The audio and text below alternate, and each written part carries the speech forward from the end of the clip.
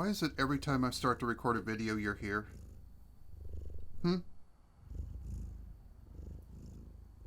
Every time. Every time I go to record a video, you're here. Can you go for a little bit? Can you scram? Come on. Go on.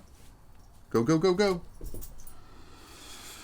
The Atomos Ninja V has been one of my favorite bits of kit I've purchased over the last couple of years. And now that I'm shooting on the FX3, the ProRes RAW that I can get with that combination looks amazing.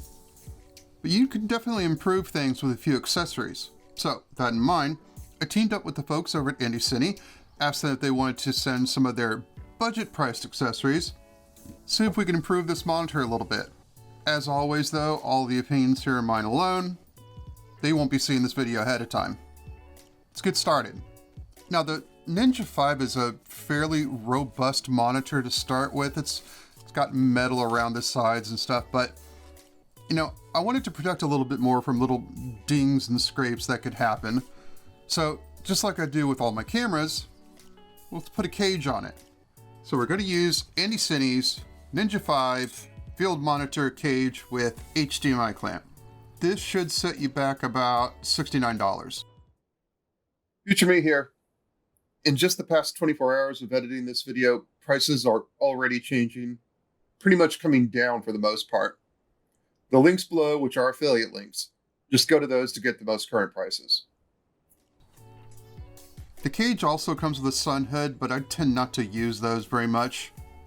For me, the Ninja V's got plenty of brightness, even when I'm shooting outside. Granted, rarely am I shooting in like midday sun.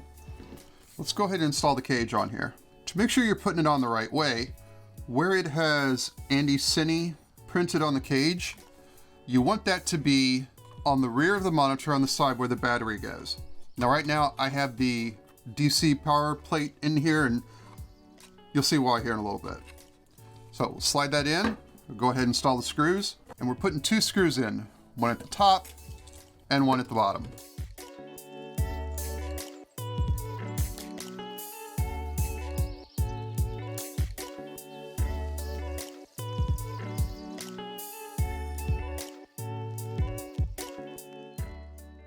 And there we are.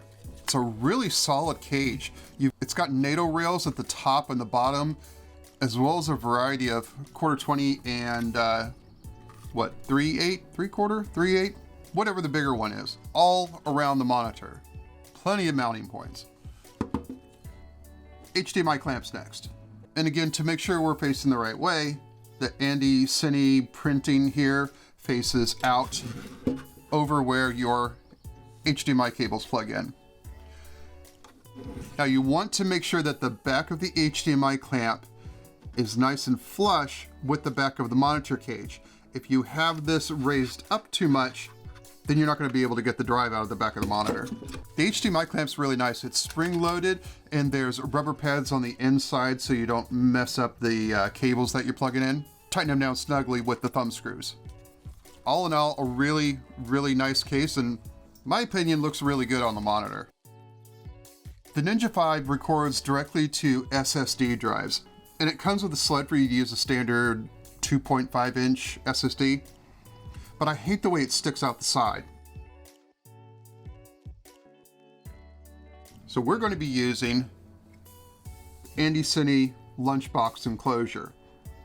Now I've got a video I'll link to down in the description where I go over how to take apart a Samsung T5 drive and install it in the enclosure.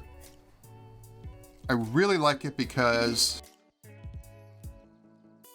slides in, there's nothing hanging out the back of the monitor. It's not aluminum alloy, it's a magnesium, really tough metal. The lunchbox is going to cost you $29, and then you need a Samsung T5 drive to stick inside of it, and I think those are going for about $120. I was using this cheap SSD reader to get the data off of the lunchbox onto my computer, but now AndyCine's released the lunchbox USB-C reader. Seems to be made of the same metal that a lunchbox is made out of. It just slides right in there. Looks good, doesn't it? I really like the way that looks. And then it's got a USB-C port, just any USB-C cable, plug that into your computer, you're good to go. I did a comparison of my old Wavelength cable against the AndyCine lunchbox reader.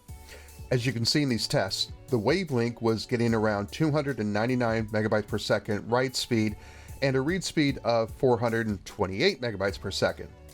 In comparison, the AndyCine lunchbox reader was able to achieve 424 megabytes per second write speed, with the read speed being about the same at 426. So the lunchbox reader is actually a big step up in write performance. Slide the lunchbox back in. The new lunchbox SSD reader will set you back $39.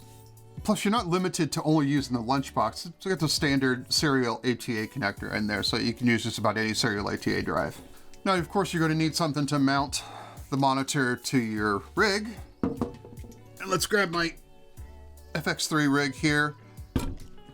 This is the setup that I'm using. I'm shooting on my Helios, manual focus lens, so I've got my follow focus on here.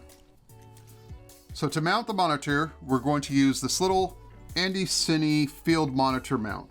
And I believe this is also $19. Slide the monitor mount into the cold shoe on the top of my top handle.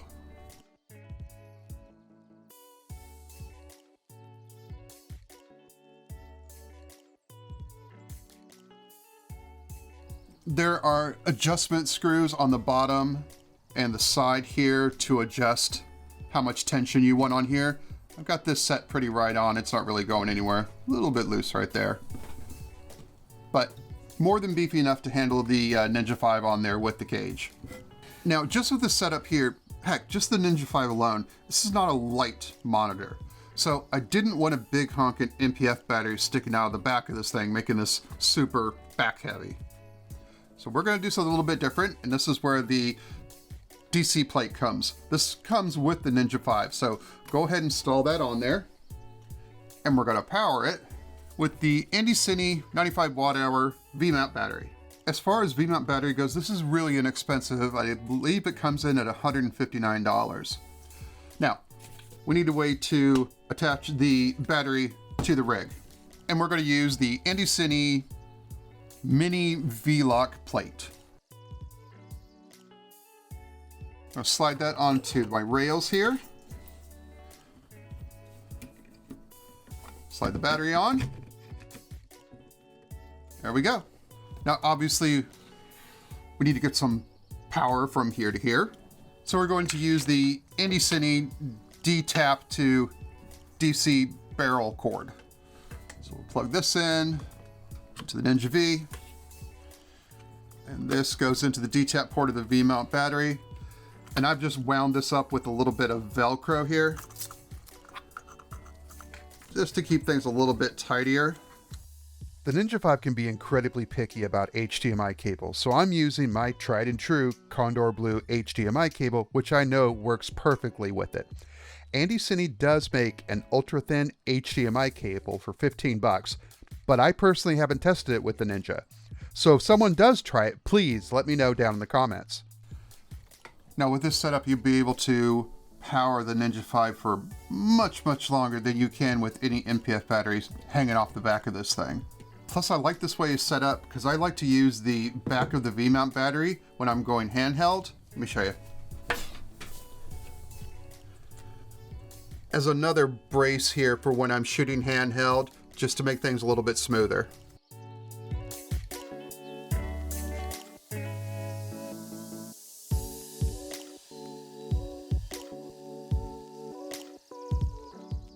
It's a nice looking setup. Everything here works really, really well. And even though these parts are budget priced, everything seems to be working perfectly. So if you got any questions about the setup, let me know down in the comments. And I appreciate you taking the time to watch. Have a good one.